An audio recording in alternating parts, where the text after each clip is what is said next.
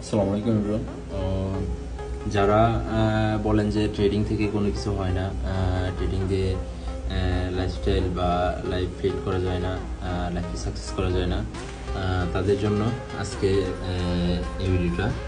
তো হচ্ছে আসলে ট্রেডিং যারা করতে পারে ডিসিপ্লিনের মধ্যে থেকে, হচ্ছে ডিসিপ্লিন, তারপরে হচ্ছে money management, risk management, everything, emotion control করতে পারে, দিন শেষে কিন্তু তারাই প্রফিটেবল। ঠিক আছে?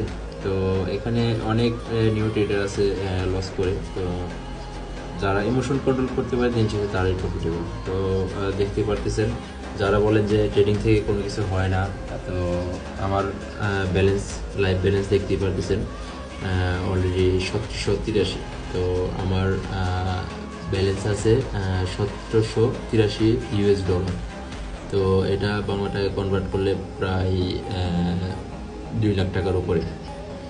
তো আজকের প্রফিট দেখাই। আমার আজকের প্রফিট হচ্ছে $283, $283 US। তো এটা হচ্ছে আজকের প্রফিট, জাস্ট একদিনের। তাও আজকে কম প্রফিট হয়েছে, তো আজকে বেশি ট্রেড করি নাই।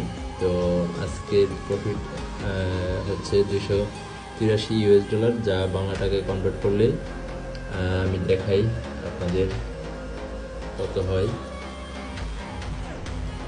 ক্যালকুলেট করে দেখাই।